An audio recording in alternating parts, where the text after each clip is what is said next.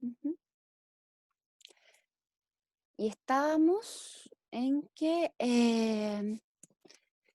claro, la idea es que esto tenga la forma de una conversación más que la forma de un interrogatorio. ¿M? Es importante que consideren que en una primera entrevista es muy difícil abarcar todo lo que uno espera. Como les comentaba, depende de elementos como la cooperación del entrevistado, el estado psicopatológico.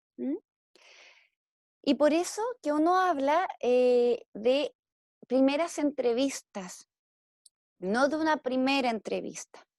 Uno habla de primeras entrevistas, justamente porque es muy difícil que en 45 minutos o una hora podamos recabar toda la información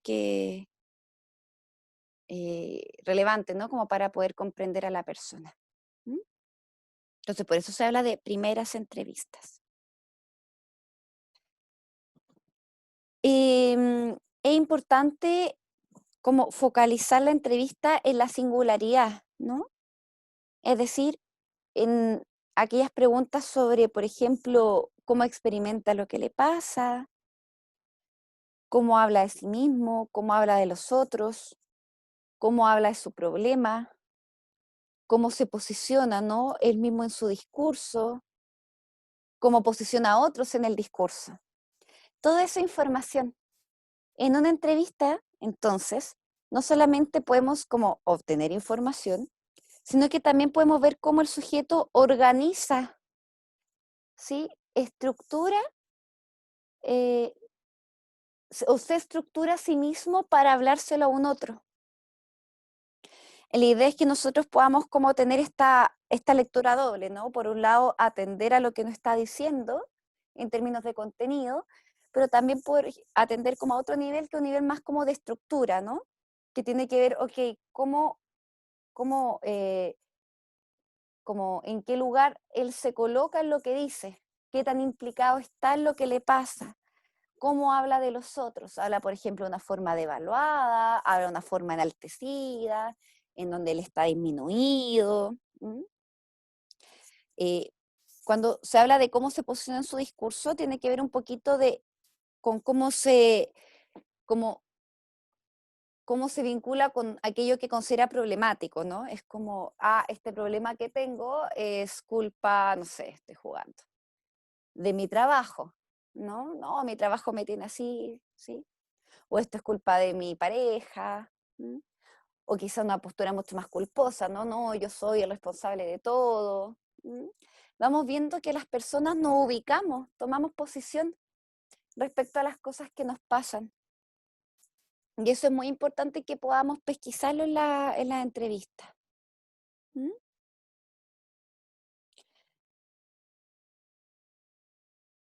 Hay personas, por ejemplo, que adoptan un discurso muy como, no, yo lo tengo que hacer todo, toda responsabilidad mía, ¿sí? Todas esas cosas tenemos que poder leerlas. ¿M? Bueno, aquí algo que le había comentado al comienzo, que son como fantasías, ansiedades, prejuicios asociados a la entrevista. ¿M? Quíralo o no, cuando entrevistamos hay algo como de lo íntimo que se nos abre. ¿M? Los psicólogos, los terapeutas trabajamos con información tan íntima de las personas, ¿no? Y no solamente en términos como de acontecimientos que no les cuentan a muchas personas quizás, sino también en términos de que ellos nos van contando lo que sienten, lo que creen. No sé, pues muchas veces, por ejemplo, en el trabajo con madres, ¿no? Eh, no sé, pues a veces las madres, claro, aman a su hijo, que los quieren, pero hay veces que detestan a sus hijos, po, que no los toleran, que se le torna difícil, que se cuestionan incluso la maternidad. Y somos nosotros los que escuchamos, po, ese tipo de emociones, de vivencias, que se experimentarán con más o menos culpa, no lo sabemos. ¿M? Pero nosotros tenemos como un acceso distinto a la intimidad de la persona. Por lo mismo, el hecho de preguntar puede generar como mucha incomodidad por parte o de parte del psicólogo, ¿no? Hay ciertos temas que son como medios delicados también, yo creo que a nivel social, ¿no? De preguntar. Por ejemplo, siempre un poquito, no sé si les pasará a usted o cómo lo verán ustedes, ¿no? Pero de lo que yo he podido conversar, siempre un poquito incómodo hablar, ponte tú, de consumo, ¿sí? De consumo problemático, de alcohol o drogas. Siempre es como un tema así medio, como un poquito complejo, ¿no? Es como que hay que preguntarlo, pero que genera algo de incomodidad. ¿M? Otro tema que también es como medio complejo de preguntar, pero que muchas veces tenemos que preguntarlo, el tema de la sexualidad. ¿M? Entonces, ya hay como tópicos que son como de por sí complejos de abordar. Yo se los digo así como tópicos, pero a la hora de estar, por ejemplo, frente a un joven de 19 y preguntarle qué consume, sí o sí consume, es distinto. ¿Sí? Eso, hay temas que pueden ser complejos. Em, Otros temas que nos competen mucho, ¿no? A los psicólogos, intentos de suicidio, temáticas vinculadas a abuso, agresiones sexuales. También es como que da la impresión por parte del entrevistador que puede ser como súper complejo, ¿no? Preguntar esto. Los estudiantes muchas veces se preguntan, chuta, que cómo lo hago, cómo lo pregunto. ¿Mm? Pero claro, el no preguntarlo en algún punto es como ser un poquito cómplice del silencio, ¿no? Como que eh, eso. Eso como por parte del terapeuta, ¿no? Por ahí aparece como la fantasía de ser invasivo. Chuta, es que si pregunto esto va a ser como súper invasivo para la persona. ¿Mm? Y también como uno de los temores más comunes manifestados por parte de como de los estudiantes, los terapeutas más jóvenes, esto que yo les contaba de quedarse en blanco, como chuta, ¿qué puedo preguntar? ¿Mm? Yo les voy a mostrar una pauta, o sea, no una pauta, disculpen, es como, ay, no sabría decirlo, es como un mapa conceptual de áreas a preguntar que yo creo que ayudan bastante como para armarse una idea, ¿no? Como de dominios o áreas para poder preguntar en la entrevista.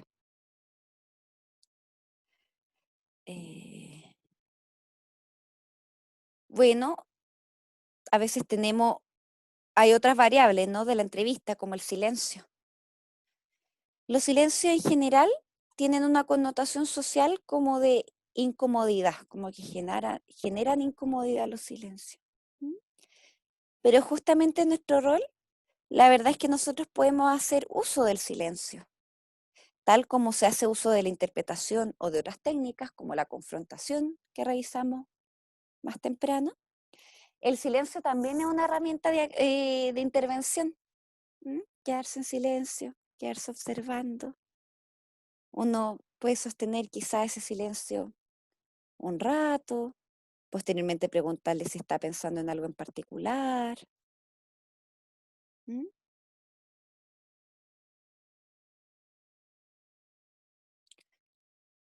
De los como fantasías, ansiedades que le acabo de mencionar, ¿hay alguna en particular que ustedes quieran añadir?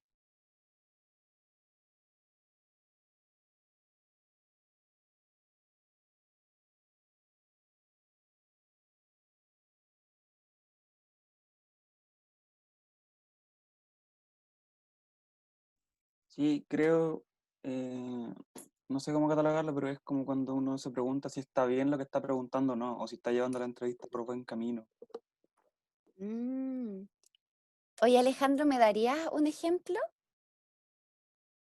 Por ejemplo, entre las preguntas que hizo usted sería ya, ¿le preguntaré sobre esto o no? O sea, ¿le preguntaré sobre consumo o no? ¿Estará bien preguntarlo ahora? Y ahí, por ejemplo, uno plantea la pregunta, obtiene una respuesta y después dice ya, ahora le puedo preguntar, no sé, po, sobre por qué consumo o no, ¿estará mucho eso? ¿Estará bien eso?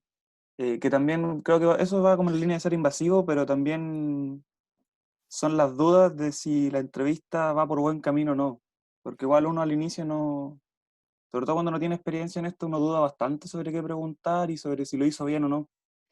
Ajá, ajá, te comprendo. Es como yo creo que lo que estás diciendo es re interesante porque uno está evaluando constantemente en la entrevista.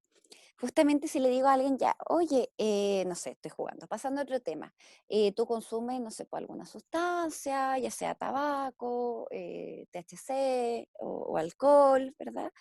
Y la persona, sí, ponte tú, y cambia, no sé, pues la forma en que te responde cambia significativamente respecto a la forma en que te estaba respondiendo anteriormente. Eso también es información para nosotros, ¿no?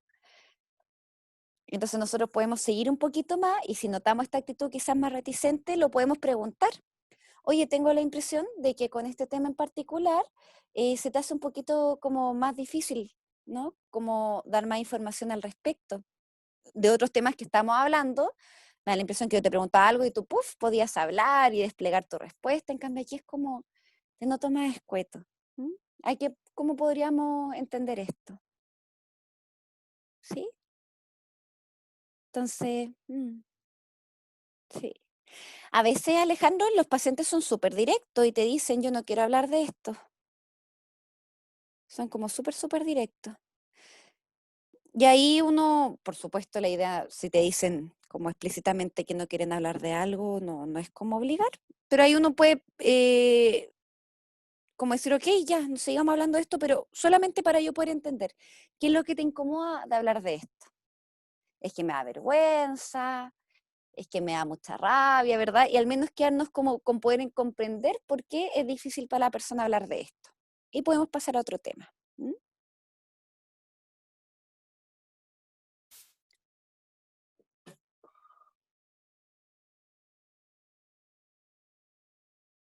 Profe, también Sí. para los profesionales que están recién empezando con esta entrevista, ¿sirve la supervisión o el hablar con otros también psicólogos, psicólogas que están también comenzando con esto? ¿Sabes qué, Alejandro? Técnicamente siempre debiésemos supervisar. Mm, Incluso los que llevan más años trabajando en esto. La idea es poder supervisar porque no, como que siempre hay cosas que se escapan a la escucha, po.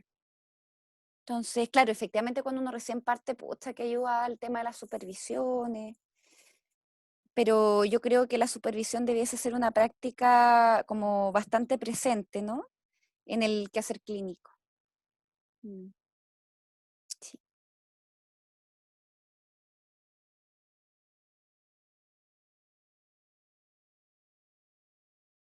A ver, acá.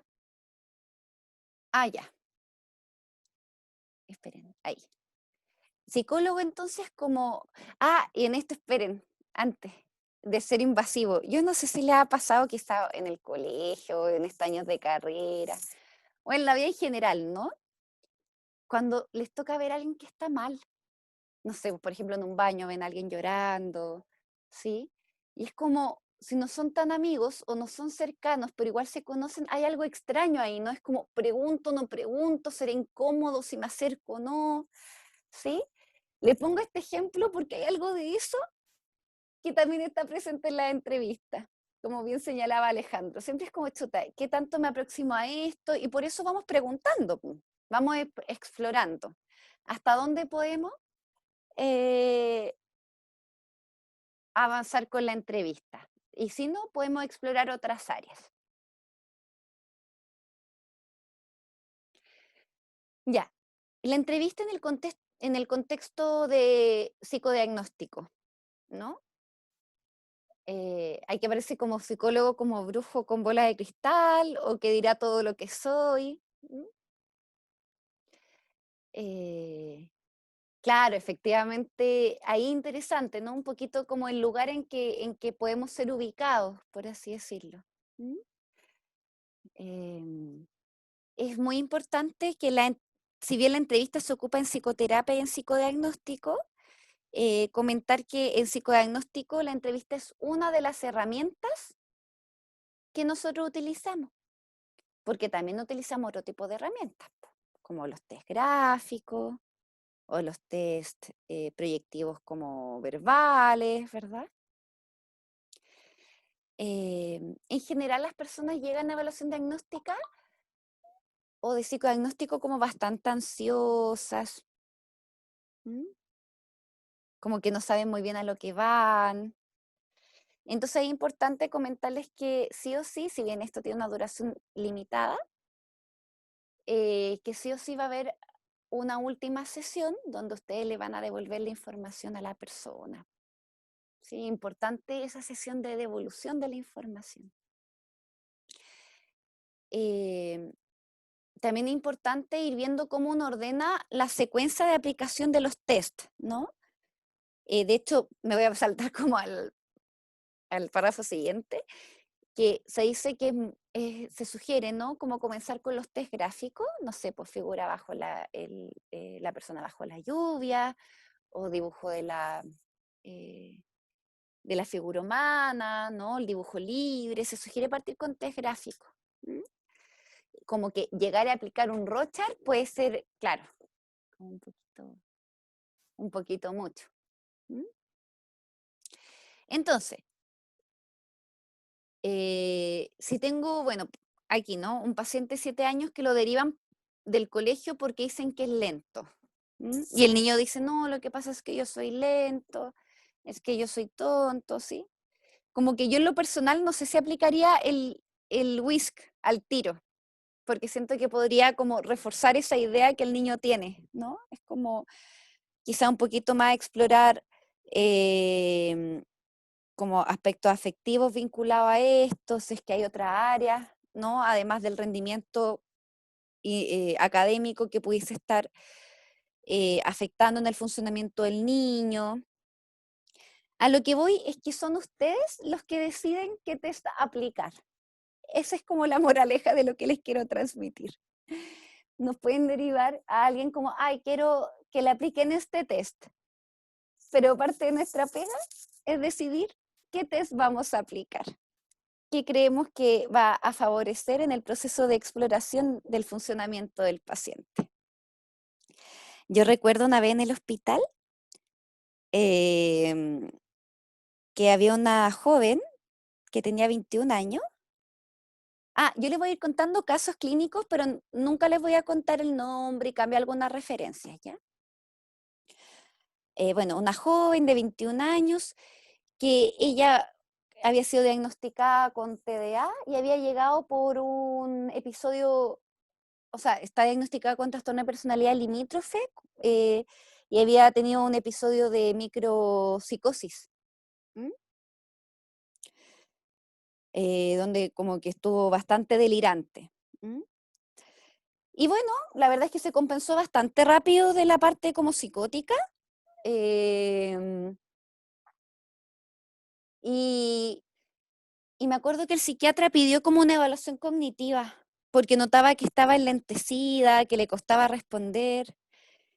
Y yo ya pues la tomé para evaluarla y a ella le costaba responder al psiquiatra porque era hombre, porque la vergüenza representaba como la figura de autoridad, entonces ella sentía que si decía algo como podía ser interpretado como tonto. Así como a grandes rasgos, a mí me dio la impresión en ese momento que esta joven tenía más problemas, por así decirlo, de autoestima, de autoconcepto, que de rendimiento, capacidad intelectual propiamente tal. Entonces yo le propuse al psiquiatra, le dije que no iba a aplicar el VICE, que prefería explorar, ¿no? Estos aspectos que yo había pesquisado en la entrevista.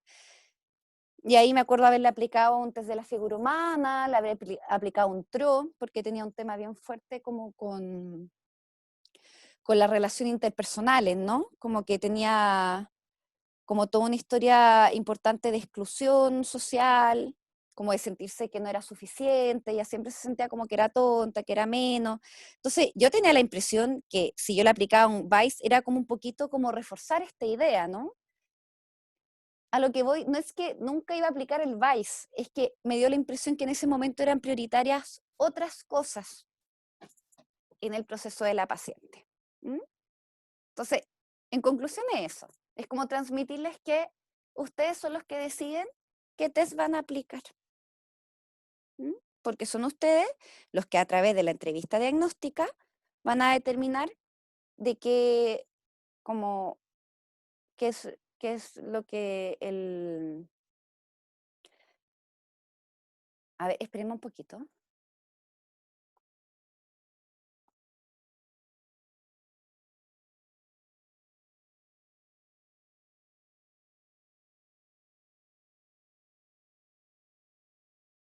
Ya volví. Oigan, ¿alguna pregunta o comentario sobre lo que le estoy contando?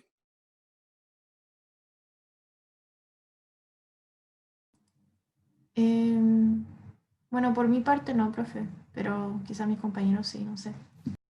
A ver, el resto, la Constanza, la Loreto. ¿Alguna pregunta, comentario? Yo personalmente no tengo preguntas. ¿La Constanza me dijo eso? No, yo, Loreto. Ah, Loreto. Oye, Loreto, pero cuéntame un poquito qué te ha parecido lo que le estoy hablando. ¿Está muy fome? O no sé. No, es que yo soy más como una persona como que toma toda la información y luego como que lo complementa y ahí pregunto. Ah, ya, bueno. Ok. ¿Qué? Soy más de preguntas de final de clase que de media de clase. Bueno, Loreto, no se preocupe. Deme un segundito.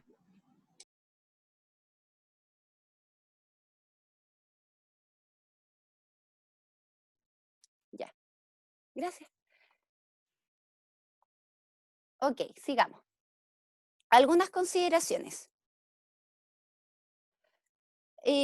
Las pruebas, recordarles que las pruebas proyectivas gráficas, les voy a recordar, creo que lo hablamos la semana pasada igual, que hay como dos grandes áreas del psicodiagnóstico, ¿no? Está las pruebas psicométricas, que pretenden como, tienen como esto de ser más objetivas, eh, que si bien como en dos grandes áreas, ¿no? Como lo que tiene que ver como con evaluación cognitiva, y por ahí está la figura compleja de Rey, el Bender, o sea, las escalas de Bechler, y por otro lado de personalidad, ¿no? Como el MMPI, el 16PF, sí, que son como tipos cuestionarios, en fin. Eso por el lado de la psicometría. Y después por el lado como lo proyectivo, ¿no? Que es como más interpretativo, slash hermenéutico, ¿sí? Que depende mucho como cuánto el terapeuta sepa del test, qué sé yo, como para interpretarlo. Ahí recuerden que tenemos como distintos tipos de pruebas, ¿verdad? Tenemos las pruebas proyectivas gráficas, las pruebas proyectivas verbales, ¿sí? Como para que se vayan armando la idea. En esto, recordarles que las pruebas proyectivas gráficas son de tipo screening, ¿vale? Es como que screening quiere decir que es como son de tamizaje. Entonces, no es que le den demasiada información. Lo que sí va a aparecer en las pruebas gráficas son indicadores. Indicadores que ustedes pueden profundizar, ¿no? Ya sea a través de la misma entrevista o ya sea a través de otra prueba proyectiva. Como por ejemplo el CAT-A, el CAT-H, la hora del juego diagnóstica en el caso del infanto juvenil, el Rochar, el TRO, el TAT, ¿verdad? En el caso como ya de lo juvenil adulto. ¿Mm? Es súper importante que, bueno, nosotros elaboramos informes, la redacción es como, a mi parecer, es como el 50% del informe. A veces podemos, claro, aplicar súper bien un Rochar, interpretarlo súper bien, pero si no, como que nos perdemos en la redacción o mezclamos conceptos, este informe puede tener varias falencias, ¿no? Les voy a hacer una pregunta, a ver que yo recuerdo hace como 2, 3 años, me tocó revisar unos informes, esperen, fue en el hospital de Rocha, ya, y una colega ponía esto, quiero que vean cuál sería como el problema conceptual de lo siguiente, se lo voy a poner de ejemplo. Puso, respecto a la prueba de realidad, impresiona que se mantiene. Ay, ¿cómo era? Espérate. Era así era. Impresiona que Juanito, vamos a poner que Juan, eh, ¿cómo era? Mantiene el juicio de realidad. No, no. Impresiona que Juan presenta una alteración del juicio de realidad, mientras que el sentido está conservado. Ya. En esto que les escribí, ¿cuál sería el problema conceptual que ustedes pesquisan?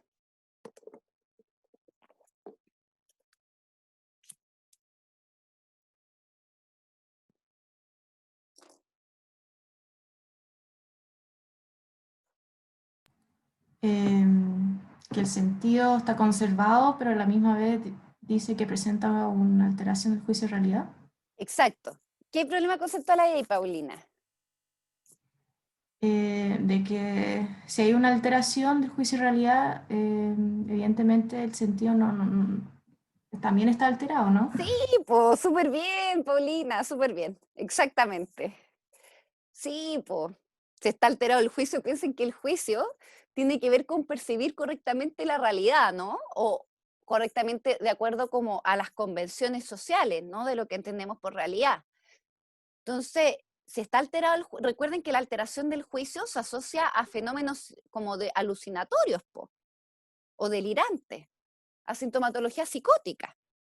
Independiente de la estructura, recuerden que en cualquier estructura clínica se puede dar fenómenos psicóticos, ¿no? A lo que me fui un poquito por la rama. Paulina, usted tiene toda la razón.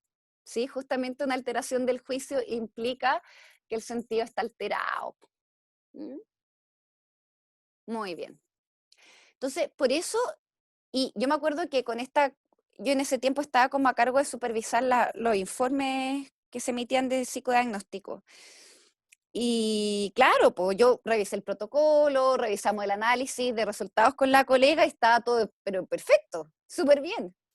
El problema era que en la redacción del informe se había confundido, en verdad. Sí. Bueno, somos humanos, nos equivocamos y todo, ¿no? No es tampoco para satanizar, ni mucho menos.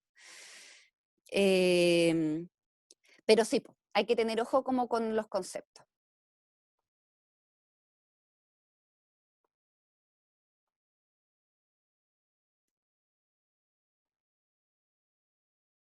Ah, ya.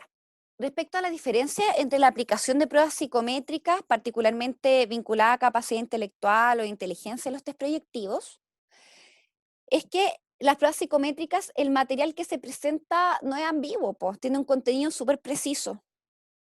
Recuerden el VICE, onda, analogías. ¿Se acuerdan? El ítem 4, onda, ¿en qué se parece? Ay, ¿cuál era? Un caballo a un tigre. ¿Se acuerdan? Ah, son animales. Es muy claro el contenido que se presenta. ¿Mm? En las pruebas psicométricas justamente hay como, o sea, perdón, no en todas las pruebas psicométricas, estoy pensando en las escalas de Bechdel en particular. Hay respuestas buenas y malas, ¿no? Recuerden como los criterios de suspensión y todo eso. No así los test proyectivos, pues los test proyectivos no hay como respuestas buenas ni malas. ¿Mm? Y las pruebas, o sea, en las escalas Bechdel en particular, recordarles, ¿no? Que implica una actitud bastante directiva por parte del examinador. Entonces, uno da indicaciones, uno puede repetir, ¿se acuerdan? Como las instrucciones, no sé, pues, por ejemplo, no sé, pues, en aritmética, que uno las puede repetir solo una vez más. ¿Se acuerdan las instrucciones? ¿Mm? En dígitos solamente se dicen una vez y no se pueden volver a repetir. Creo que en el resto de las subpruebas sí. Pero claro, implica una actitud mucho más directiva. Propone tareas, indica límites de tiempo. ¿Mm? El paciente, cuando está siendo evaluado como el área más cognitiva, es como que sabe más o menos qué función está evaluando el test de inteligencia.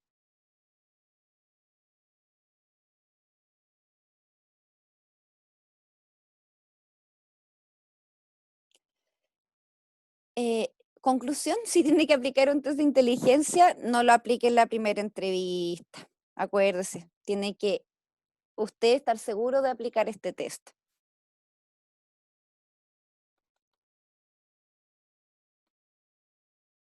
Ya, indagar, aspectos a considerar en la entrevista. Primero, el motivo de consulta, es decir, los motivos por los cuales piden ayuda. Acá es muy relevante, estimadas y estimados, que logren pesquisar lo que se llama la situación desencadenante. Entonces, por ejemplo, si yo les digo, no, estoy con problemas de sueño, estoy durmiendo como 4 horas, en verdad todo el día ando así con una hipersomnia brígida. La pregunta que ustedes me dicen hacer es, Raiza, ¿y hace cuánto tiempo? Ay, no, como hace 4 meses. Ah, oye, ¿y hace 4 meses hay alguna situación en particular que hayas vivido?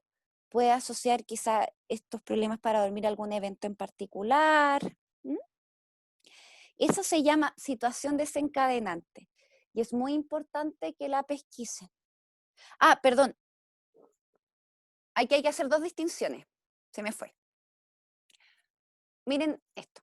Una cosa es la razón por la cual,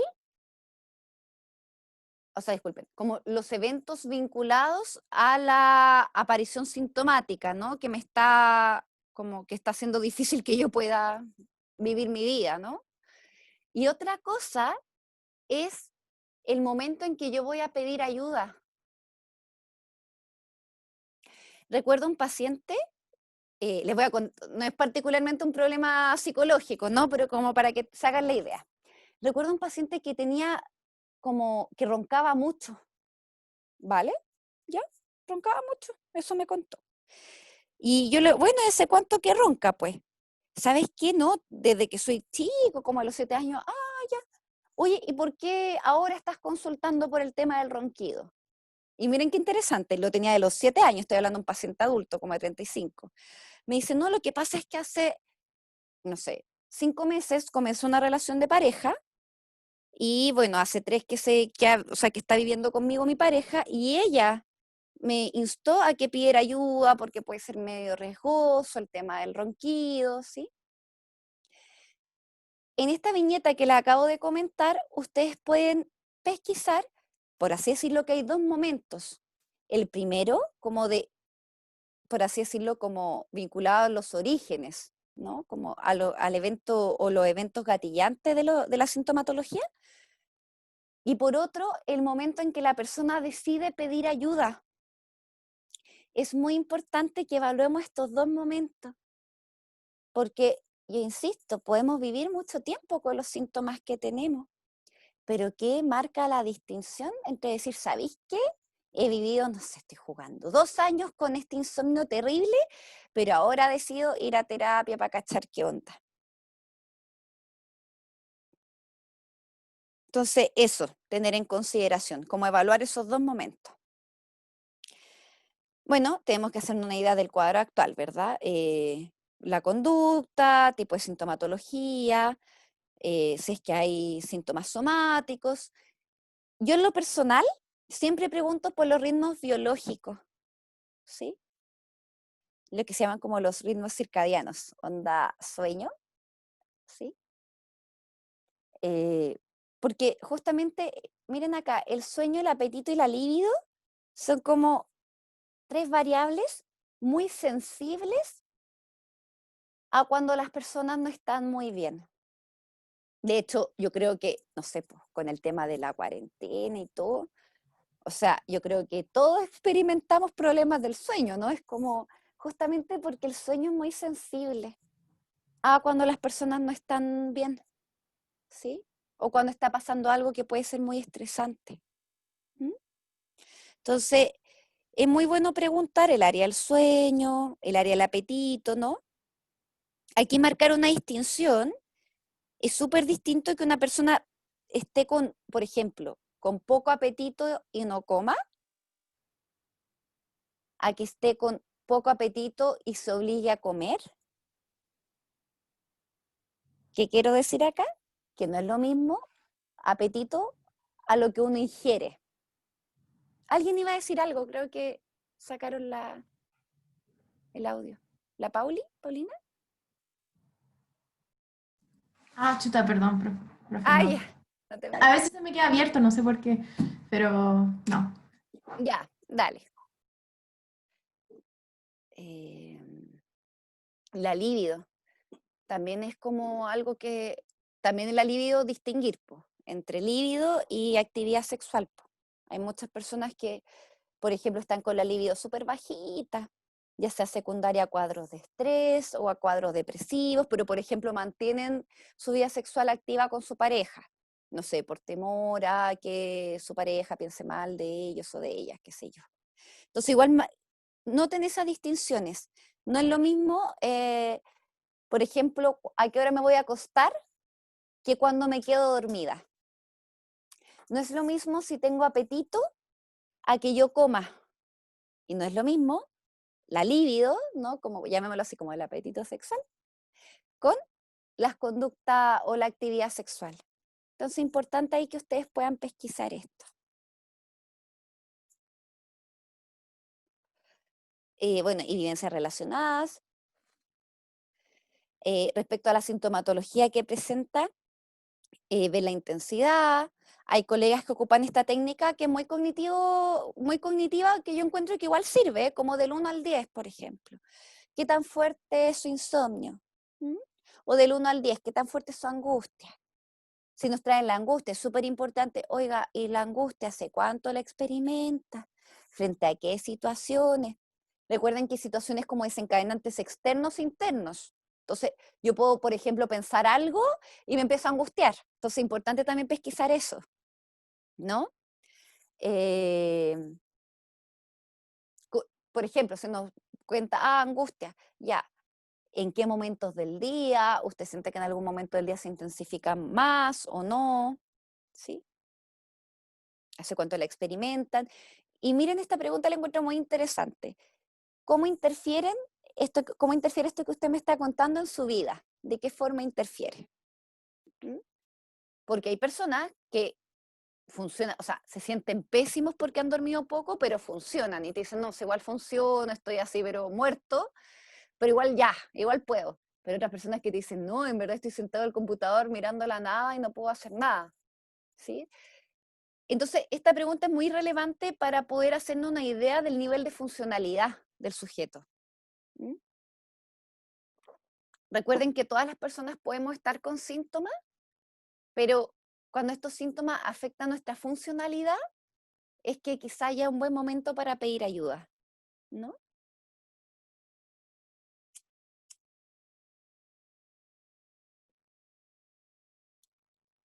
Bueno, hay que evaluar antecedentes previos, años de si ha estado en un tratamiento, de qué tipo, cuántos años, si ha estado hospitalizado, cuántas veces, tiene antecedentes de rehabilitación psicosocial, desde cuándo, no sé, pues, tiene antecedentes de psicoterapia, hace cuánto tiempo, está actualmente con tratamiento farmacológico. ¿M? Y junto como antecedentes psiquiátricos o de salud mental, también preguntar como a nivel familiar, ¿sí?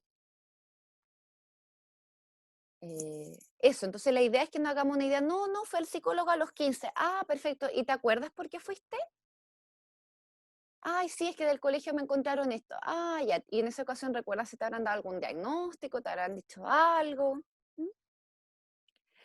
Con respecto a los fármacos, recuerden que nosotros no damos indicaciones farmacológicas, po.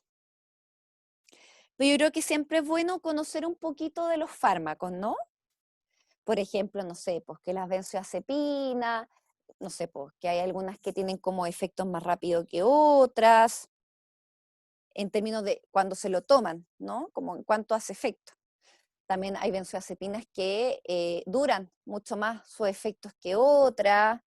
Hay benzodiazepinas que, no sé, pues por ejemplo, se metabolizan no necesariamente en el hígado, como el lorazepam. ¿M? No sé, pues como que hay antidepresivos que hacen efecto, o sea, los antidepresivos en general no hacen efecto al tiro, ¿no? Es como que demoran 2, 3 semanitas. Entonces, igual, si bien nosotros no somos como los reyes de los fármacos, igual es importante conocerlos, ¿no? Por ejemplo, no sé, pues tener algunas nociones de las canastas farmacológicas que se manejan en APS, ¿no? Que generalmente frente a la angustia, ¿no? Un fármaco de primera línea, o psicofármaco de primera línea es la risperidona, que si bien es un antipsicótico, no se deja necesariamente cuando la persona está psicótica, sino cuando está angustiada. ¿Mm? Entonces es importante que uno tenga un manejo, así como no que no sabemos quizá bien cómo influye a nivel bioquímico, ¿sí? todos los fármacos, pero como tener una idea global. ¿Mm?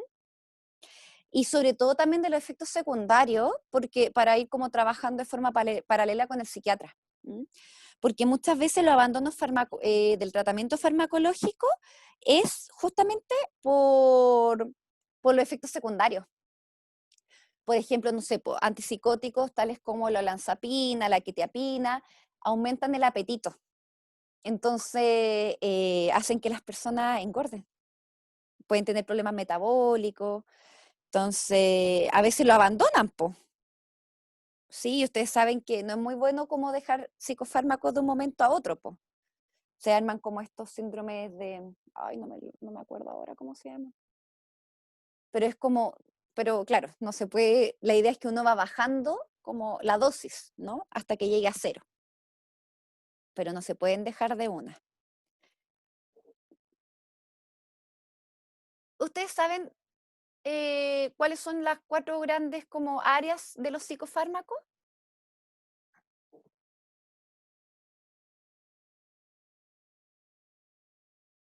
Como las 4 grandes familias.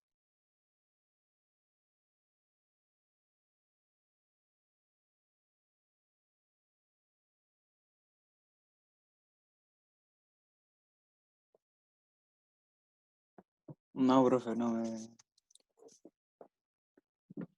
¿No? Ya. No, al menos yo no manejo mucho de psicofarmacología. ¿Ah? ¿Alguien?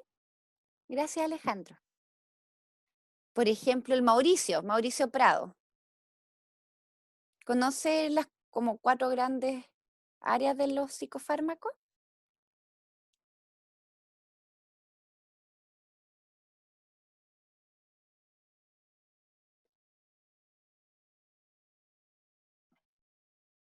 A ver, puedo lanzarme. Láncese nomás, yo lo voy ayudando. Ansiolítico, podría Bien, ser, antidepresivo, perfecto. eh, antipsicótico, Ajá. y ahí falta. Falta. Te voy a soplar el litio. Eso sería. Litio. Un La estabilizador. Bien, un estabilizador del ánimo, súper bien, Luis. Sí, muchas gracias. Claro, esas son como las grandes 4 familias de psicofármacos. Bueno, todo el tema de la psicofarmacología es un mundo, ¿no? Es como dentro de los antipsicóticos tenemos los antipsicóticos atípicos, los típicos, ¿sí? Hay unos que generan síntomas extrapiramidales, que pueden generar distonías musculares que son súper, súper dolorosas. ¿M? Ahí es todo un mundo, ¿sí? Que no nos compete del todo, pero es importante al menos conocerlo a grandes rasgos. ¿M? Como la noción de viraje, por ejemplo, también importante, ¿no? El viraje que es como este efecto de cuando un paciente está con sintomatología depresiva y le dejan algún psicofármaco, ¿no? Un antidepresivo, y hace un viraje, como a una hipomanía, una manía, ¿no? Entonces, pareciera ser que no era una depresión unipolar, sino una bipolaridad. ¿Sí? Son como conceptos básicos que es importante ahí conocerlo. ¿M? Sí, igual es como pega el psiquiatra, ¿no? Pero como tener ahí nuestras nociones. Ya, uy, esta parte es súper importante, la enfermedad es física o médica. ¿Alguien sabe qué es el HTA?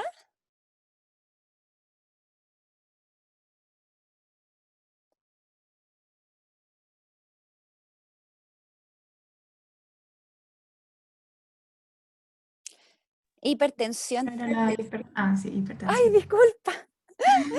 No, no se preocupe. Sí, es la hipertensión, exactamente. Diabetes, ¿no? De M2, que es la típica, por la diabetes mellitus tipo 2, hipotiroidismo. Chiquillos, miren, ya, está bien, no somos médicos, no sabemos tan bien cómo funcionan estas cosas, pero es súper importante al menos preguntarlo. Les voy a contar una historia. Sí, yo les cuento historia que ya les conté, me avisan, porfa. Que actualmente estoy como con 7 cátedras en total y no sé, quizás a veces me confundo con la historia, pero les voy a contar esta, miren.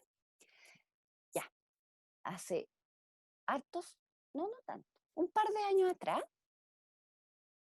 nos llegó derivado un paciente con sospechas de primer brote de esquizofrenia, ¿vale? Derivado desde, no voy a decir el nombre del lugar, pero era una institución psiquiátrica, ¿vale? Que es importante este antecedente. Ya, pues, y lo derivaron al hospital donde yo me desempeñaba, que es un hospital general, ¿verdad? Que tiene servicio de psiquiatría, recuerden como todo el tema como de la salud mental comunitaria, ¿no? Que en teoría, desde la Declaración de Caracas, de los años 90, debería haber una progresiva desinstitucionalización de los hospitales psiquiátricos, que psiquiatría pase como servicio a los hospitales generales, en fin, una pequeña vuelta. Ya, pues, y nos llegó el paciente y todo, y efectivamente estaba como con los síntomas negativos de la esquizofrenia. Estaba búlico, hablaba casi nada, estaba con su rutina muy desorganizada, no se levantaba en las mañanas, no tenía energía. Les comenté que con suerte hablaba, estaba, pero como con todo lo negativo de la esquizofrenia, por así decirlo, con toda la sintomatología negativa. Ya, pues, y en este dispositivo, o sea, donde nos llega derivado, ¿verdad? Nos llega al hospital, siempre se le aplican como exámenes generales de sangre. Entonces, no sé, todos los exámenes generales, ¿no? Y entre ellos, el TSH, el T3 y la T4. Lo que le acabo de mencionar, ¿para qué diagnóstico es? El T3, el T4 y el TSH. Para establecer qué tipo de diagnóstico.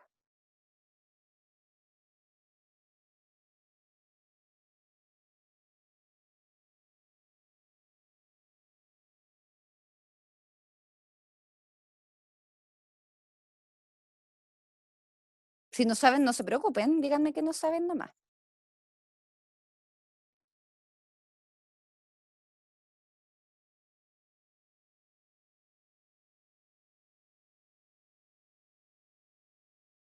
Ya, el silencio otorga.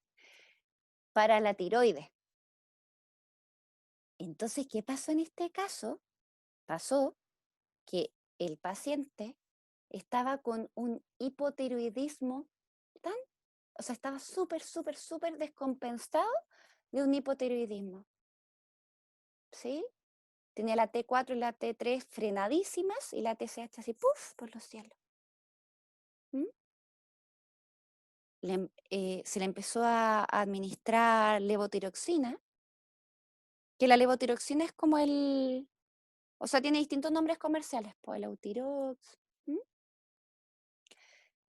Y podrán creer que toda esta sintomatología negativa, esta sospecha de primer brote, se difumina. Y el paciente, comienza a hablar, comienza a tener más energía, comienza a retomar su rutina, y no era nada primer brote de esquizofrenia, po. Era un hipotiroidismo muy descompensado. Entonces, esta historia, yo me acuerdo que como me marcó mucho, porque como que ahí caí en cuenta de lo relevante que es la parte médica también, ¿no? Es como, también son como factores que influyen mucho en el funcionamiento de la persona. ¿Podrán creer que la Profe. familia? Dígame, sí. Ah, sí, una pregunta. Yo tenía entendido que esos tipos de test son como los primeros que se hacen al paciente con estos síntomas. ¿Por qué se le dio sospecha de esquizofrenia sin hacer estas pruebas? Mira, yo no estuve en el lugar anterior. Lo que yo supongo, Paulina, son solo suposiciones, es que como es una institución psiquiátrica, como que pareciera ser que se les pasó a hacerle esos exámenes. Pero lo que supongo, porque nos llegó sin esos exámenes. Ahí me mandé una conjetura más o menos, pero es lo que creemos, porque no llegó sin exámenes. Ah, ya. Y si te pones a pensar, Paulina, o si has visto, te voy a poner un ejemplo de otra área, como que a una persona con depresión no necesariamente se le aplican exámenes generales. ¿Cachai? Como que igual depende del lugar, depende del médico, Recuerda que el médico es el que da las indicaciones. ¿Mm? Sí. Sí, es que yo lo decía porque casi todos los profes que hemos tenido como que lo mencionan y lo destacan, entonces es raro que en la área médica no se produce como esa misma importancia. O sea, claro, en el área médica es donde más se ve y se producir, pero ahí depende de tantos factores, Paulina. Mira, depende del nivel asistencial en donde se está atendiendo la persona, por ejemplo. Depende de las características. Nivel asistencial me refiero si es APS, si es secundario, si es terciario. Depende, no sé, de qué tipo de consultorio, ¿no? O de CEFAM o de CESCOF, ¿cachai? Es como que Sí, igual pues hay hay otros varios factores, factores sí. ahí. Hay otros Ujú. factores que dependen. Pero en el caso que les cuento, pasó esto, que no le aplicaron, o sea, no llegó sin exámenes, Paulina, y no llegó con esta sospecha de primer brote, pero por esta sintomatología más negativa.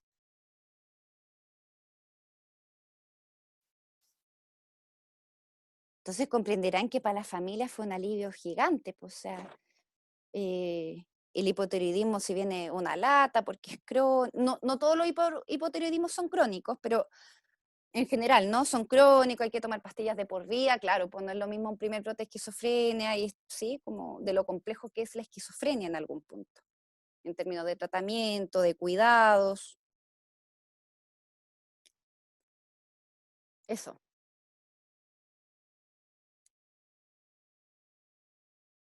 Ah, y por otro lado, y les conté un caso súper extremo, pero también pasa que pacientes que están como descompensados de la tiroides, eh, que están con hipotiroidismo, como que hay ciertas manifestaciones conductuales y sintomáticas muy similares a la depresión, porque está como todo el metabolismo un poquito alterado, po. Entonces están como con mucha fatiga, se sienten muy cansados. ¿M?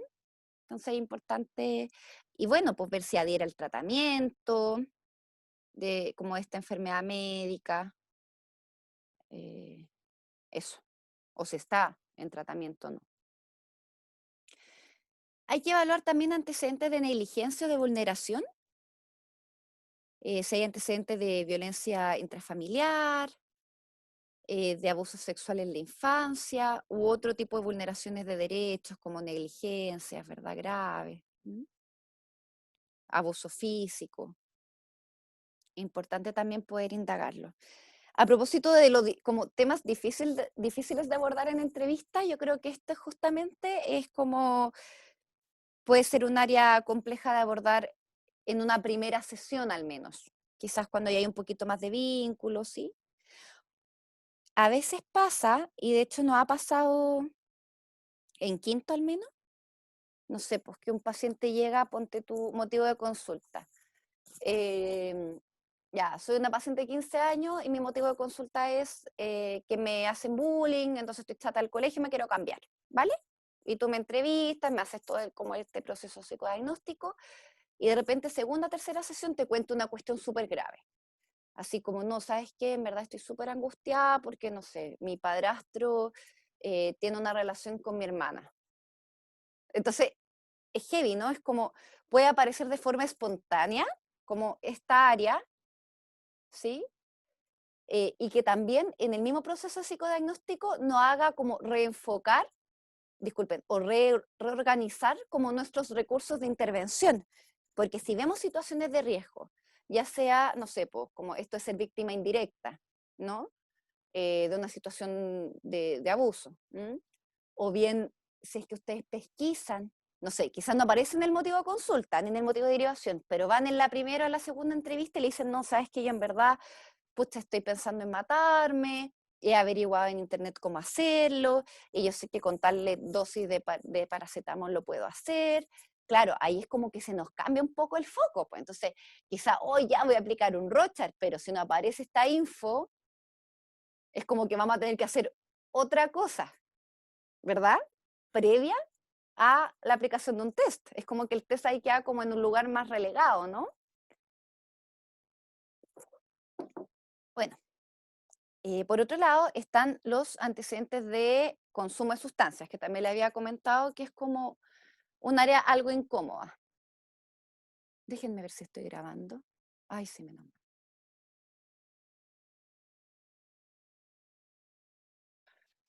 Bueno, ay, ahí lo puse mal, es THC, no TSH.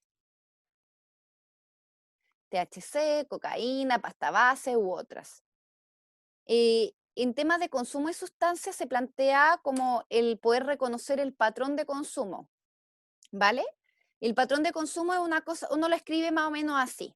Es como, ya, ponte tú, no, yo fumo marihuana. Ah, vale, ¿hace cuánto tiempo? O sea, ¿cuándo comenzaste? A los 15 años. Vale.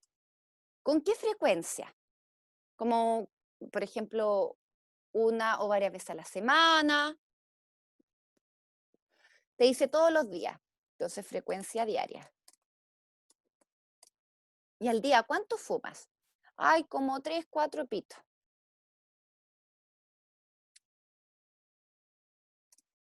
¿Sí? Esto es más o menos el patrón de consumo. No sé, a ver, consume solo o acompañado. No, en verdad cuando estoy solo. ¿Sí?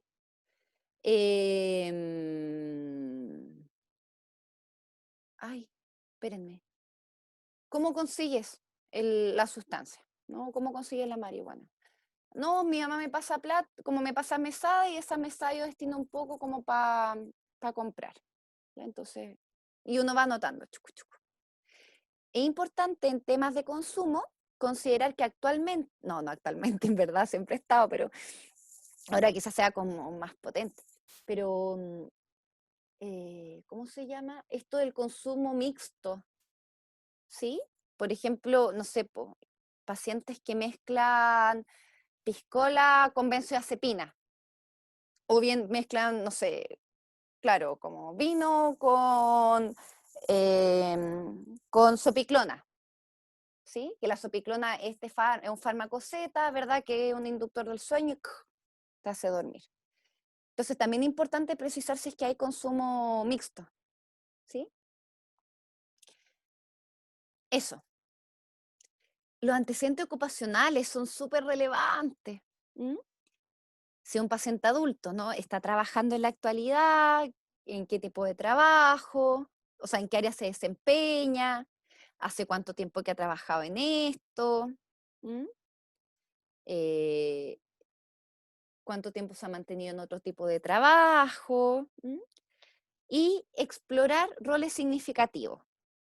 Es muy común que nuestros pacientes, por ejemplo, nos digan, no sé, pues yo ahora estoy estudiando y mientras estudio ya voy a la universidad o escucho las clases y los fines de semana trabajo, ¿sí? Entonces, esos son como roles. Ah, y perdón, y los domingos voy a cuidar a mi abuela que tiene Alzheimer y me quedo con ella todo el día y le cocino. Ese también es un rol. ¿Sí? Que es un rol de cuidador. Entonces, importante ahí que en antecedentes ocupacionales ustedes puedan explorar como los distintos roles.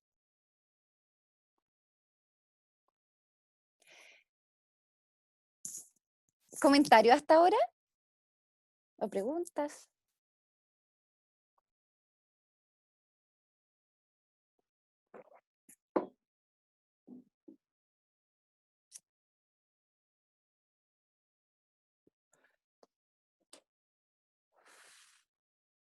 Oigan, muy freak porque no se nos ha cortado. No sé por qué, pero bueno, mejor. Ya, la red de apoyo. Recuerden que la red de apoyo no es necesariamente la familia, ¿vale? La familia puede ser una parte de la red de apoyo. Pero la red de apoyo también se compone por amigos, por colegas. El sistema sanitario, por ejemplo, el CESFAM, también puede ser parte de la red de apoyo. Si una persona, por ejemplo, profesa alguna religión, la iglesia a la que vaya o la congregación a la que asista, también puede ser red de apoyo. Eh, de hecho, yo para evaluar red de apoyo, a ver, déjenme ver dónde lo tengo, espérenme un poquito. Ocupo una cosita, wait, la voy a buscar. A ver, creo que la tengo acá.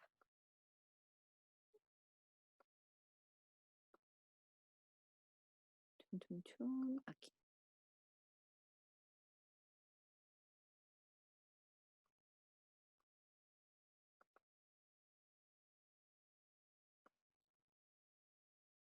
O sea, uno lo puede evaluar en la misma entrevista, ¿no? Pero si quieren hacer algo como más gráfico, ¿sí? Pueden utilizar esto.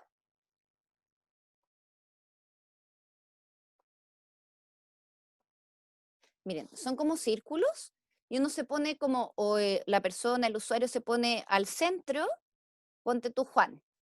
Entonces ahí ya, tú le pides, ya, ¿y quiénes están más cerca? ¿Por qué? Como de las personas con las que te relacionas. ¿Quiénes están más lejos? ¿Por qué? ¿Quiénes te gustaría que estuvieran más cerca? ¿Y qué puedes hacer para que se acerquen? Entonces la persona como con estos circulitos los va ubicando, ¿no? Entonces, por ejemplo, estoy jugando, Juan pone a la mamá acá, al papá lo pone aquí, a la hermana la pone acá, no sé, a un hermano lo pone afuera, ¿sí? Entonces ahí uno va explorando. Ah, ya, entonces pusiste en el primer círculo a tu mamá y a tu papá y a tu hermana. Ellos son los más cercanos a ti, puedes contar con ellos, por ejemplo, en una situación de emergencia. Entonces, paralelamente, uno a través como de esto, que es un recurso gráfico, en verdad, puede como explorar la red de apoyo, pero además la calidad de la red de apoyo. Recuerden que hay veces que hay redes de apoyo que son súper chiquititas, que son como pocas personas con las cuales puede contar, pero la calidad de la red es muy buena. Como hay otras ocasiones en donde la red puede ser bastante amplia, pero la calidad de la red no es muy buena. Entonces es importante también explorarlo. Esto es de particular relevancia cuando estamos en situaciones como de riesgo suicidal, por ejemplo. Ahí es muy, muy importante evaluarlo. Porque justamente si notamos que hay como alto riesgo suicidal, no sé, recuerden que el riesgo suicidal es una evaluación que contempla distintos factores. Les voy a nombrar algunos. Por ejemplo, que hay planificación, hay ideación y planificación suicida, que la ideación está bastante estructurada, ¿verdad? Que es muy persistente durante el día, que la persona ya está comprometida con la idea, no sé, además se le suma que está cursando un cuadro depresivo, ¿sí? Y otros factores sociodemográficos, por ejemplo, no sé, pues muchas veces el tema, no sé, pues estar cesante, por ejemplo, puede estar asociado, si se suman todas estas variables, ¿no? Que le estoy mencionando anteriormente, como a factores que pudiesen como contribuir, ¿no? En la posibilidad de riesgo suicidal. Entonces, ahí justamente cuando pesquisamos alto riesgo suicidal, no sé si hay sintomatología psicótica concomitante también. Así como hay voces que me dicen que sí. O la única forma de que la tele me deje de hablar es si yo no sigo viviendo, ¿sí? Ahí, claro, es muy, muy relevante la red de apoyo, pues tenemos que, oiga, y bueno, ¿en qué persona confía más de su familia? Qué sé yo, ¿sí? Y ahora la vamos a llamar porque la idea es como que puedan ir, no sé, a urgencia porque esta situación es como grave, en fin.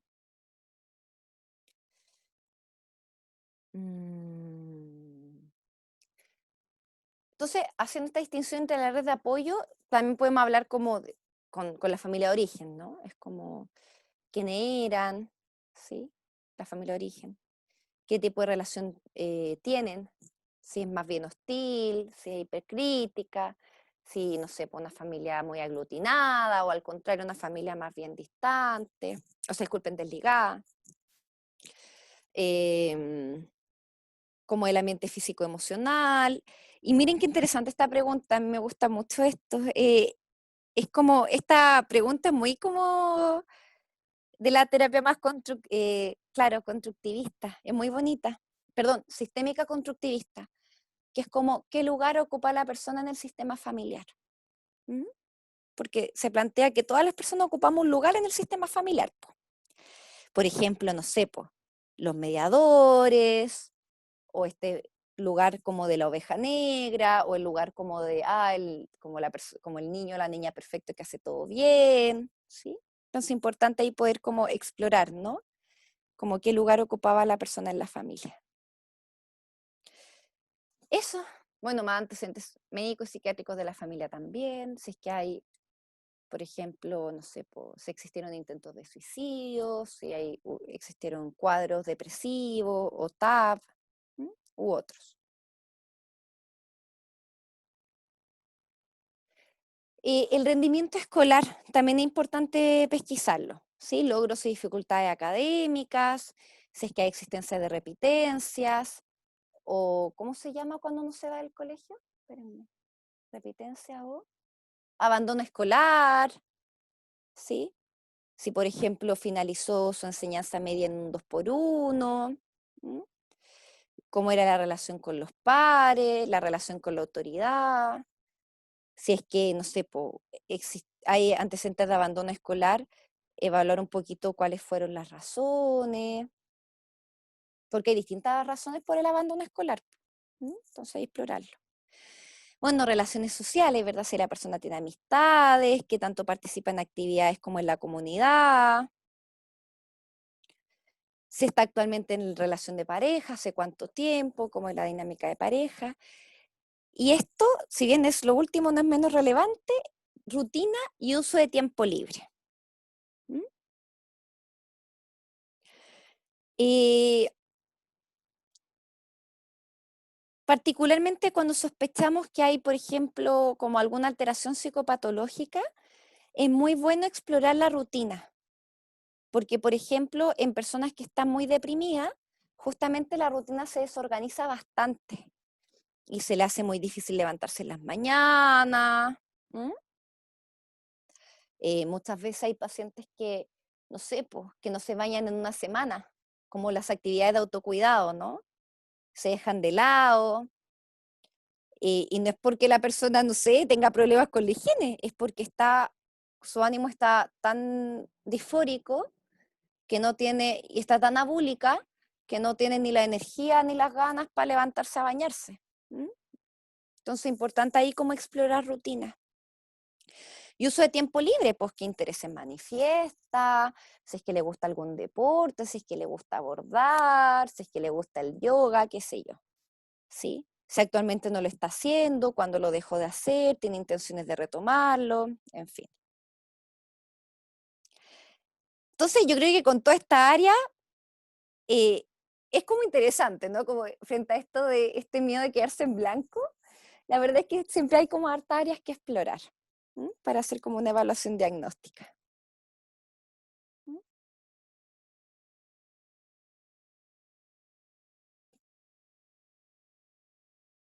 Y acá está como el mapa conceptual que les comenté. Bueno, el usuario, por supuesto, al centro del tratamiento, revisar acá aspectos psicopatológicos, ¿verdad? Examen mental. Hay que el proyecto vital.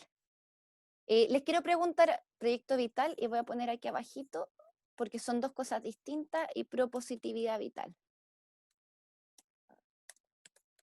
Cuéntenme un poquito qué significa proyecto vital y qué significa propositividad vital.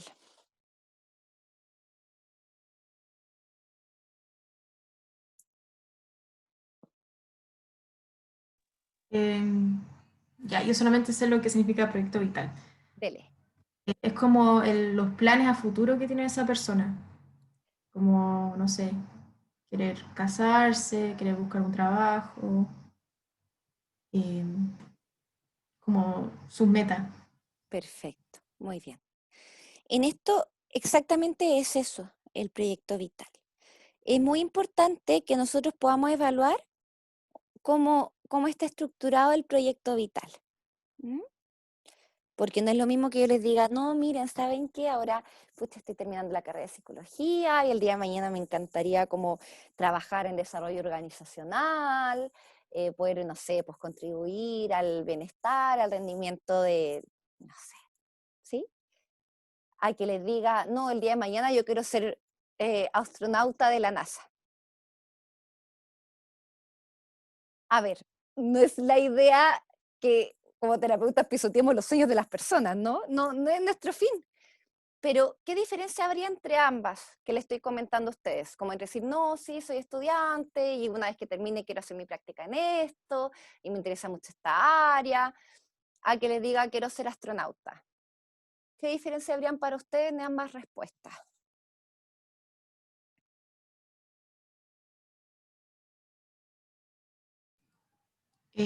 Ya como nadie habla, lo voy a decir yo.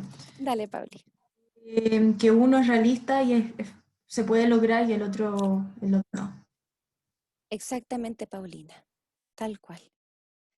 Entonces, sí, es importante justamente eso, considerar como qué tan realista es el plan. Ojo, no, o sea, no digo que, no sé, pues por ejemplo, si la persona, qué sé yo, está cursando una beca para ir a estudiar a la NASA, claro, ahí es distinto, ¿no? Pero si de la nada, onda, no sé, pues actualmente hago clase en escuela de psicología y digo que quiero ser astronauta, claro, pues no está siendo muy realista, ¿no? Sigamos, pues. Ah, y propositividad vital. A ver, aquí les voy a preguntar, chun, chun, chun. Si no sabe, asocie libremente. Verónica Vivanco. Verónica, ¿qué cree usted que pueda significar propositividad vital? Bueno, no sé, solo por la palabra lo asocio como al propósito que podría tener la persona como en la vida, algo así. Ajá, ajá. Ya, yo te voy a ir soplando, ¿vale? Mira, Ya. pregúntame qué planes tengo o cómo me veo de aquí a 5 años. ¿Qué planes tienes? ¿Cómo te ves de aquí a 5 años? Ya, Viviana, mira, yo ahora estoy estudiando ingeniería, estoy ambiental, eh, estoy en la tesis, me queda este año y la práctica en el próximo. em, y la verdad es que no me veo mucho en 5 años más, porque de hecho me pasa, Verónica, que con suerte voy a clase. Me está costando mucho conectarme. De hecho, incluso me he preguntado si esto es lo que quiero hacer. Entonces no te sabría decir bien como, qué es lo que quiero hacer de aquí a 5 años.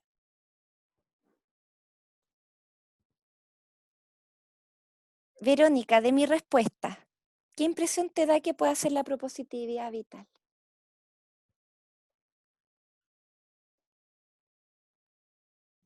Como el plantearse como meta a futuro. Es como el nivel de motivación que tiene la persona. Ah, Ajá, porque meta a futuro sería el proyecto, pero la propositividad vital es como la energía o la voluntad o la motivación para llevarlo a cabo. Y justamente yo les marco esta distinción porque en pacientes que están más deprimidos, puede que tengan como un proyecto como estructurado en términos de proyecto vital, ¿no? Pero que la propositividad vital esté disminuida. Entonces, que te refieran que no tienen muchas ganas, que no se imaginan muy bien.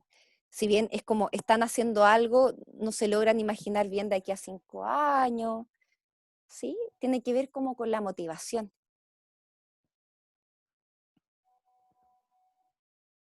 Eso. Ya, sigamos. Bueno, salud física, ya lo vimos. Ah, dígame. No, continúe. Tenía una pregunta con respecto a un concepto de acá, pero Dele, cuénteme. el estigma, ¿a qué se refiere con eso? Ah, ya voy para allá. Vale. Ya. Ya, me voy a dar la vuelta. Ya, salud física, ya lo vimos. Nivel de funcionalidad. El nivel de funcionalidad es como un área que evalúan mucho los terapeutas ocupacionales que se dedican al área de salud mental. Justamente el nivel de funcionalidad es como qué tan autónomo, por así decirlo, puedo ser. Entonces, por ejemplo, si yo para bañarme, estoy jugando, si yo para bañarme necesito que mi pareja me bañe, mi nivel de funcionalidad en ese momento está siendo más bajito, ¿verdad? Si, por ejemplo, me llega, no sé, por la pensión de discapacidad me llega, estoy jugando, 100 lucas. Y llego y me las gasto todo el primer día en puros chips de celulares. Oigan, yo les cuento por historias reales que me ha tocado ver. Hay algo, ¿no? Hay como una alteración en la funcionalidad. Entonces la funcionalidad tiene que ver con eso, como qué tan autónomo puede ser la persona en su vida. ¿Mm? Bueno, intereses, habilidades, ¿verdad?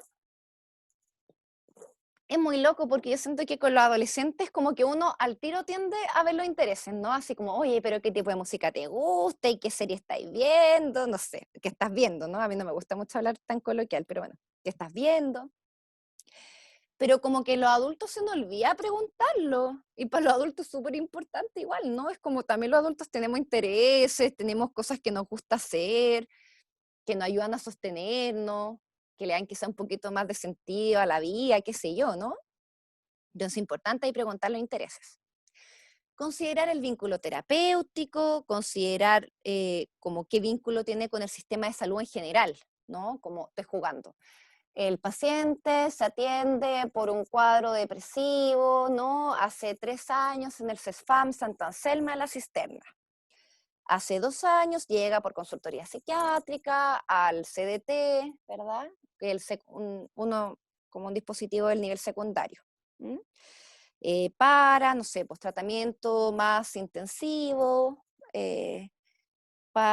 por, no sé, por agravamiento del cuadro base, ¿vale? Entonces, como el recorrido del sistema de salud también es importante conocerlo. Aquí voy a lo que dice la Paulina, estigma. Esto particularmente, Paulina, en pacientes con trastornos psiquiátricos, como que el tema del estigma es muy relevante porque cuando hablamos, ¿no? No sé, pues como de todo este proceso de los planes nacionales de salud mental, ¿verdad? Que se han implementado en Chile, que la idea es como no sé, pues que esta idea de que las personas nos sanamos en la comunidad, en la relación con otros, no estando amarrados en un hospital psiquiátrico, ¿sí? Todo esto está muy asociado al tema del estigma y del autoestigma, ¿sí? Que es como, ¿en qué medida yo puedo como incorporar, a ver, de qué manera yo puedo habitar la comunidad o qué posibilidades hay para habitar la comunidad si, por ejemplo, yo tengo un diagnóstico psiquiátrico? Por eso es súper importante a nivel social las campañas como de sensibilización, ¿no? Frente al estigma. Como que está, no sé, pues muy asociado con una persona con esquizofrenia, anda loqueando por ahí, qué sé yo, caminando para atrás, mirando al cielo. Y uno ve que las personas con esquizofrenia no son así, pues, ¿sí? Que de hecho pueden tener súper buen pronóstico, que claro, es algo que es crónico, entonces tiene que estar en constante tratamiento, o sea, no en constante, tiene que estar en tratamiento continuo, no necesariamente hospitalización, ojo. Puede ser tratamiento ambulatorio continuo, pero que la persona puede estudiar, puede ser papá o mamá, ¿sí? Es como... Entonces, estos factores, el estigma, si bien es como se juega a nivel social, impacta fuertemente en las posibilidades de inclusión social que tenga la persona con un trastorno psiquiátrico severo. ¿Mm? A eso se refiere ese apartado de estigma estimada. Ah, ya, ok, sí, me quedó súper claro. Buenísima. Antecedentes judiciales, también relevante, ¿sí? Por ejemplo, si yo veo a una mujer, ¿no? Que, o a un hombre, a quien sea, ¿sí? No sé, porque está actualmente cursando una demanda, lo más suave por pensión alimenticia, ¿sí? Pero lo más complejo, por ejemplo, por violencia intrafamiliar, o el tema de las tuiciones, esos son procesos súper complejos. Entonces es importante conocer si es que hay antecedentes judiciales, ¿vale? Si hay, no sé, por órdenes de alejamiento, como toda esa área. Insisto, al igual que el área médica, quizás no seamos los más expertos en el mundo en saberlo, pero es bueno como preguntarlo y tener como que nos sirva de antecedente. También influye mucho la comuna de residencia, pero miren en qué influye, en el acceso al tratamiento. Les voy a poner un ejemplo. Si estamos atendiendo en el CAP de la USACH, pero nuestro paciente es de Calera de Tango, ¿no? Es como, por ejemplo, no sé, pues en términos de dar la hora, ¿no? Como de coordinar la hora de atención, vamos a tener que considerar que esa hora no sea tan temprano, que implique el traslado, ¿sí? Se considera la comuna de residencia, por un lado, por el tema como del acceso al tratamiento, No sé, pues si tengo cáncer y tengo que ir al Instituto del Cáncer, pero vivo en Conchalí, ¿sí? Como que son factores po, de acceso al tratamiento. ¿Mm? Bueno, y que por eso la idea de APS, ¿no?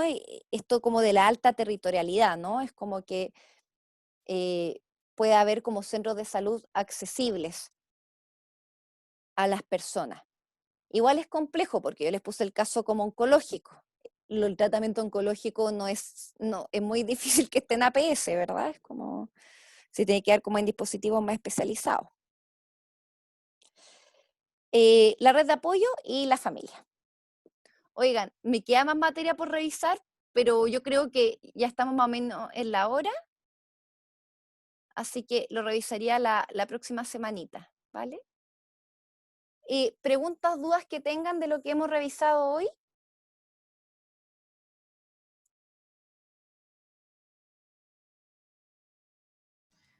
Profe, ¿hay una lectura para la próxima semana o no?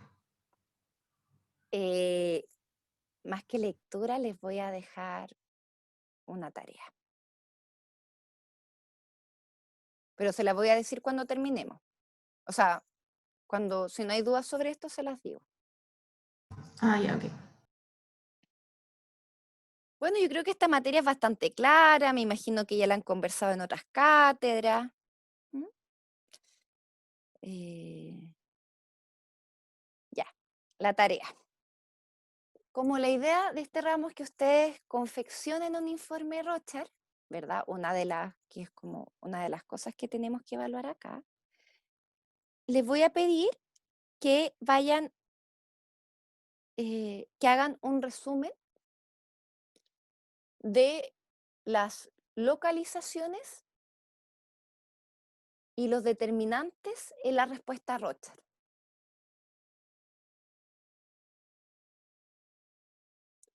Y eso me lo tienen que enviar al mail, un resumen, no se vuelvan así, no, un resumen. La idea es que me lo envíen al mail el martes 27, hasta la hora que sea, me da lo mismo. Porque el miércoles 28 vamos a hacer como un breve repaso, ¿vale? Es como para que vayan refrescando un poquito la materia de Rocher. Entonces me tienen que enviar al mail el martes 27 un resumen, lo pueden hacer en Word o en PowerPoint, con las localizaciones de la respuesta Rocher y los determinantes. Más o menos saben lo que le estoy preguntando, ¿no? ¿O lo recuerdan? O sea, sé que lo saben, quizás no lo recuerdan, no sé.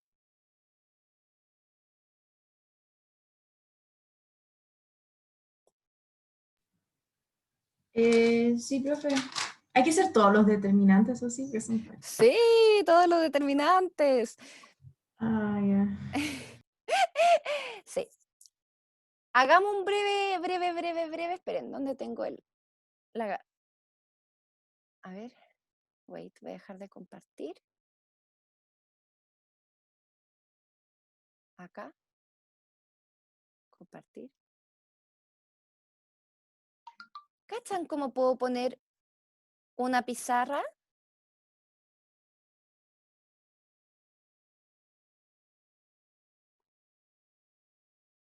Parece que tuvimos este problema el otro día. Ya, se los voy a hacer entonces en el Power.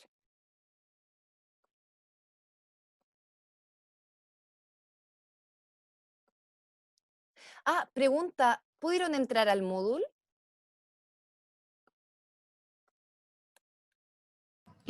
Todavía no podemos inscribir los ramos, profe. No lo han subido. Ya. Mm. ¿Quieren que le envíe los manuales de Rocher que tengo en el aula? ¿Se los envío al mail? Para que Sí, hagan este profe, trabajo. por Sí, favor. profe. Sí, Por Esperen, favor. me lo voy a anotar al tiro. Wait. Esperen. Enviar. Se los voy a mandar hoy día en la mañana. Esperen. O hoy día. Enviar manuales de Rocher al mail. Ya. De localización hagamos un breve, cortito repaso. Localizaciones en localización. Pongamos. Ya. ¿Cuál era? La G, Bien, seca. G, Una D La- mayúscula, una D mayúscula, una D minúscula, una S maravilloso. y una DO. Sí, o sea, ahí súmenle. Si quieren de O, Sí, es hay que la como DO se otra. interpreta con otro, se interpreta dentro de las DD, pero también se deja para el análisis cualitativo. Ajá, perfecto, súper bien. Súmelo usted. Póngale el de O. Yo con que tengan estas 4 como base está bien. ¿Ya? Esperen. Y determinante. De ¿Cuáles son? forma, Perfecto. Forma. movimiento y color. eh, Ya, movimiento. ¿Se acuerdan que habían distintos tipos de movimiento? Sí, Todos son eso. Ya, sí, movimiento. no, pero era movimiento humano, animal y el otro no me acuerdo cuál era, que era M minúscula, que es como inanimado, inapropiado, algo así. Ajá. Muy bien. ¿Qué otro determinante?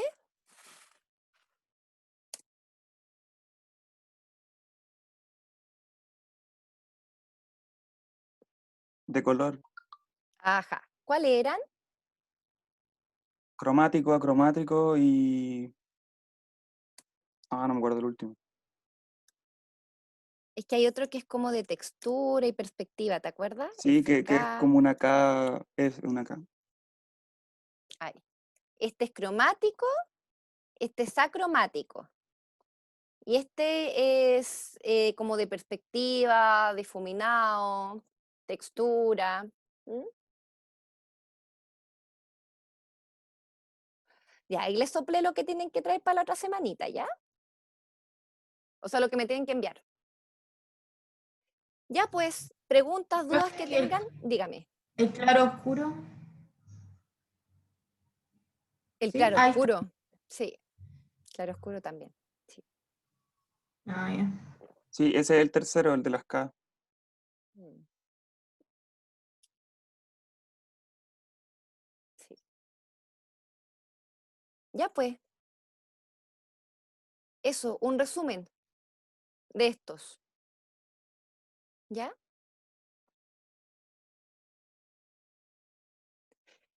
Profe, ¿ese resumen tiene que llevar citas o...? No, es un resumen para usted, porque la idea es que empecemos a tabular un caso. Entonces, como vamos a tener más o menos fresquito la localización y los determinantes, la otra semana les voy a pedir los contenidos, ¿verdad? Entonces, la idea es como que vayan refrescando la materia para que cuando tabulemos lo hagamos relativamente rápido.